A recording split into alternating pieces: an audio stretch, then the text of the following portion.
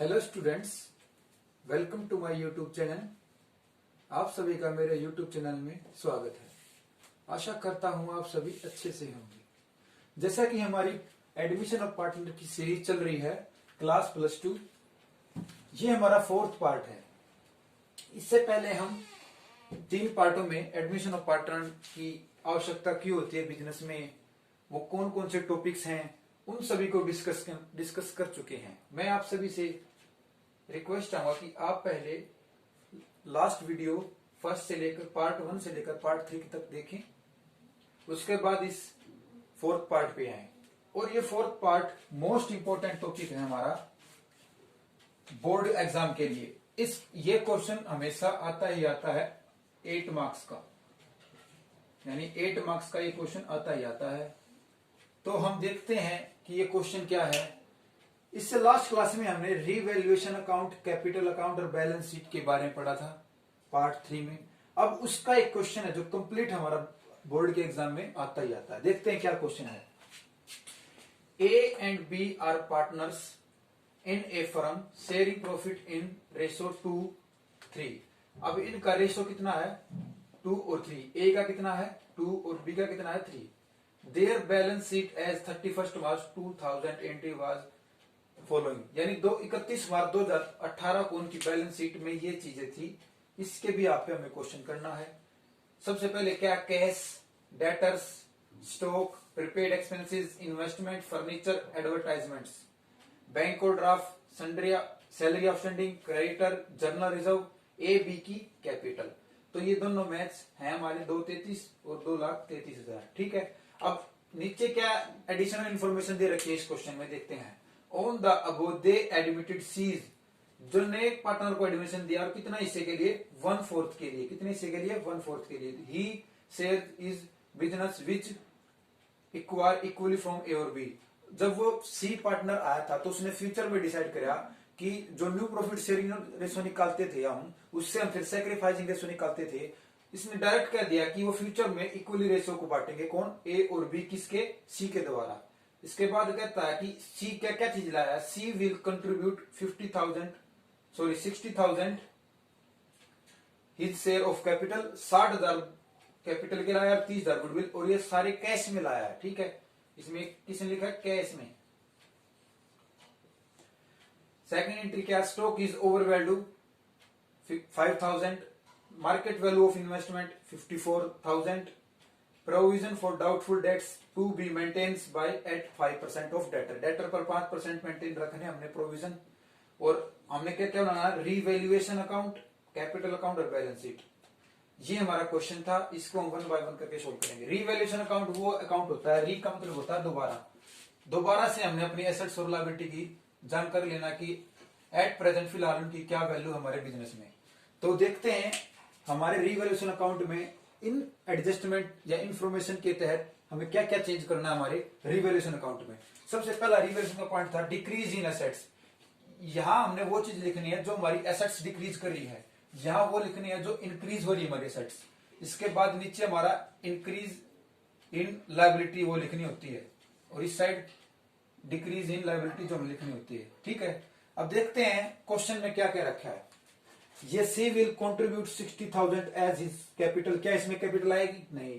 क्या इसमें गुडविल आएगी? नहीं। इसमें आएगी एसेट्स जो डिक्रीज हो रही है या इंक्रीज हो रही है, लायबिलिटी जो इंक्रीज हो रही है या फिर जो लायबिलिटी डिक्रीज हो रही है। स्टॉक इज ओवर वैल्यू 5,000, यानी जो स्टॉक था वो 5,000 ज्यादा है। स्टॉक होना कितना चाहिए था? 30,000, तो 5,000 ज्यादा है तो हमारी एसेट्स कम हो गई। अगर ये 35 थी, अब ये 30 हो जाएंगी तो एसेट्स हमारी घट के कम हो जाएंगी। तो डिक्रीज इन एसेट्स, स्टॉक कितने से? 5,000 से लिख दिया। इसके बाद मार्केट वैल्यू ऑफ इन्वेस्टमेंट 54,000। देखते हैं हमारी बिजनेस में कितनी है? 60,000 रुपए है। तो 54,000 होनी चाहिए थी और 60,000 है, तो 6,000 से इन्वेस्टमेंट और घटेगी, और इन्वेस्टमेंट के घटने से हमारी एसेट्स भी घट जाएगी। तो 6,000 से हमारी इन्वेस्टमेंट घट चुकी है। ये लिख दिया डिक्रीज इन एसेट्स। ये डिक्रीज हो रही है दोनों चीजें, इंक्रीज की कोई बात नहीं की अभी तक। सी पॉइंट क्या है? डी पॉइंट क्या है? Provision for doubtful debts to be maintains at 5% of debtor. अब प्रोविजन देखो कहां था? डेटर हमारे 48,000 है, इस पर प्रोविजन है 2,000 रुपए। अब इन 2,000 में से हमने 5% प्रोविजन डाउटफुल मेंटेन रखना है, तो 2000 का 5% हमारा आ जाएगा 400 रुपए, ये हमारा 400 रुपए। अब देखते हैं क्या और कोई आइटम है, नहीं। इस क्वेश्चन में सिंपल सी बात कह रखी थी कि डिक्रीज इन एसेट्स की 3 आइटमें दे रखी हैं, और ना तो इंक्रीज इन एसेट्स दे रखा, ना डिक्रीज इन लायबिलिटी दे रखा, ना इंक्रीज इन लायबिलिटी दे रखा, कुछ नहीं दे रखा, सिर्फ ये 3 आइटम दे रखी थी। आगे आने वाले क्वेश्चनों में हो सकता है इंक्रीज इन एसेट्स दे दे, इंक्रीज इन लायबिलिटी दे दे, डिक्रीज इन लायबिलिटी दे दे, कुछ भी दे सकता है, ठीक है। ये छोटा सा क्वेश्चन था, इसमें रिवैल्यूएशन अकाउंट। अब ये साइड हमारी डेबिट साइड क्या है, ज्यादा 11,400 से। अब इस साइड को आइटम है नहीं, तो डायरेक्ट कर एकदम बाय लॉस। किसके बाय लॉस, किसका है, पार्टनर्स का। दो पार्टनर्स हैं ए और बी। ए और बी क्या है, 11,400 को इनका रेशो कितना था हमारा, 2 और थर्ड। 2 और थर्ड में बांट दिया, 2 डिवाइड बाय 5, 3 डिवाइड बाय 5। इसको काटेंगे तो ये हमारा आ जाएगा, इसका ये आ जाएगा, ठीक है। ये हमने लिख दिया, ये लॉस आ गया। अब ये लॉस कहां जाएगा, हमारे कैपिटल अकाउंट में। अगर प्रॉफिट होता है तो हमारी कैपिटल अकाउंट की क्रेडिट साइड, लॉस है तो डेबिट साइड। ये अकाउंट आई होप आपको क्लियर हुआ होगा। अब देखते हैं कैपिटल अकाउंट, कैपिटल के बारे में कहां बात की गई है। सी विल कॉन्ट्रीब्यूट 60,000। मैंने एक चीज बताई थी इससे लास्ट वीडियो में कि जब ट्रीटमेंट ऑफ गुडविल करते हैं तो जब कोई नया पार्टनर बिजनेस में गुडविल और कैपिटल कैश में लाता है तो उसके लिए एंट्री क्या करते हैं। पहली एंट्री क्या करते हैं, जो कैश में लाया, bank account to C's capital to goodwill. C's capital कितनी लाया, 60,000 रुपए। गुडविल कितने लाया, 30,000 रुपए। टोटल कितने हो गए, 90,000 रुपए। अब इस 30,000 गुडविल को 15,000 में बांटेंगे। ये बात भी कह रखी थी ऊपर, ये share in business which he acquire equally, equally में बांटना, ठीक है। अगर इक्वली निकलता तो हम अपना सेक्रीफाइसिंग रेशो निकालते। अब डायरेक्ट कह दिया इक्वली निकालना, तो इक्वली 15,000 में 30,000 बच जाएगी। अब मैंने बताया था कैपिटल अकाउंट बनाते हुए सबसे पहले हम लिखते हैं particular A B C. By balance BD देखते हैं कि कौन कौन क्या क्या लाया, ठीक है। ए की कैपिटल कितनी थी, 80,000 रुपए। बी की कैपिटल कितनी थी, 1.5 लाख रुपए। सी कैपिटल कैश में लाया कितनी, 60,000 रुपए, तो बाय कैश लिख दिया सी के अकाउंट में, कैपिटल अकाउंट। अब देखते हैं कोई जर्नल रिजर्व पड़ा है या फिर कोई प्रोविडेंट फंड पड़ा है, कंपनसेशन फंड पड़ा है। देखते हैं हमारी बैलेंस शीट में क्या है। यहाँ बैंक ओवरड्राफ्ट के बारे में कुछ, सैलरी आउटस्टैंडिंग नहीं, क्रेडिटर नहीं, जर्नल रिजर्व। इस जर्नल रिजर्व को ओल्ड पार्टनर ओल्ड रेस में बांटेंगे, 2 और थर्ड में। इसको 1-1 में नहीं, क्योंकि ये पुराने पार्टनरों का है और इस पुराने पार्टनरों का रेशो कितना था, 2 और थर्ड। तो मैंने जर्नल रिजर्व को यानी 5,000 को 2/5 करके इसका 2,000 और इसका 3,000। इसके बाद गुडविल की एंट्री। यहाँ गुडविल डेबिट हो रही है, यहाँ गुडविल डेबिट हो रही है सी की, और क्रेडिट क्या हो रही है, ए और बी की। तो यहाँ मैं गुडविल बाय गुडविल लिख के क्रेडिट हो रहे वाले जो क्रेडिट हो रहे हैं इनको क्या, इनके नाम पे लिख दूंगा 15,000, ठीक है। अब यहाँ क्या करना है, ए और बी क्रेडिट हो रहे थे तो ये डेबिट हो जाएंगे, ए गुडविल बी गुडविल, कितने कितने हजार से, 15,000 से। अब देखते हैं कि डेबिट साइड में को प्रॉफिट लॉस का बैलेंस पड़ा है या एडवर्टाइजमेंट पड़ी है, उसको देखते हैं। ये एडवर्टाइजमेंट एक्सपेंस है 1,000 रुपए के। इस 1,000 को हमने वही रेशो में बांट दिया, 2 और थर्ड में। इसके बाद लॉस गिवन जो हमारे पास था 4,560, ये लिख दिया।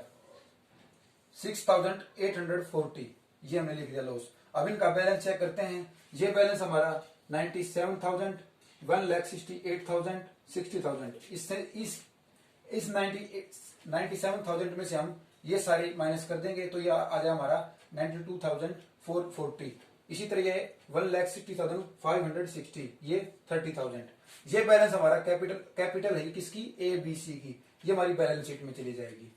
अब देखते हैं, तो अब बैलेंस शीट देखते हैं कि हम बैलेंस शीट में क्या क्या चेंज हुआ है ये नए पार्टनर के आने से। तो सबसे पहले हमारा कैश पे इफेक्ट पड़ेगा। क्यों, कैश हमारा 32,000 था बैलेंस शीट में, 32,000 था, लेकिन अब ये कैश 1,22,000 कैसे होगा, क्योंकि जब नया पार्टनर आया तो गुडविल के साथ साथ कैपिटल भी लाया। गुडविल और कैपिटल 60,000 और 30,000 दोनों लाया, तो इसलिए हमारा कैश 1,22,000 हो गया। उसके बाद डेटर देखते हैं। डेटर हमारे 46,000 के थे। इसमें से जो 2,000 रुपए था जो हमारा प्रोविजन था, उस पर हमने 400 रुपए और प्रोविजन बनाना था, तो टोटल हमारा कितना रह जाएगा डेटर, 400 रुपए और घट गया, कितना, 45,600 हो जाएगा। 46,000 में से 400 घटा देंगे तो 45,600 बच जाएगा। स्टॉक भी 5,000 रुपए से हमारा कम हुआ था, तो 5,000 से स्टॉक घटा दिया।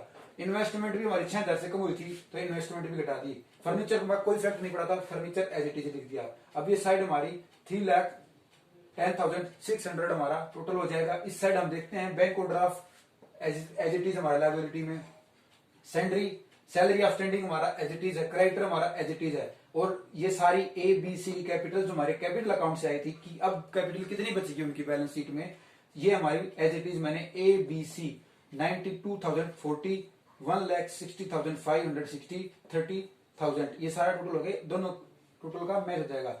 और जब भी आपका मैच ना करे तो आपका क्वेश्चन ठीक नहीं है। आई होप कि आपको ये क्वेश्चन समझ में आएगा, और बोर्ड एग्जाम के लिए मोस्ट इंपोर्टेंट क्वेश्चन है 8 मार्क्स का होंगे। धन्यवाद।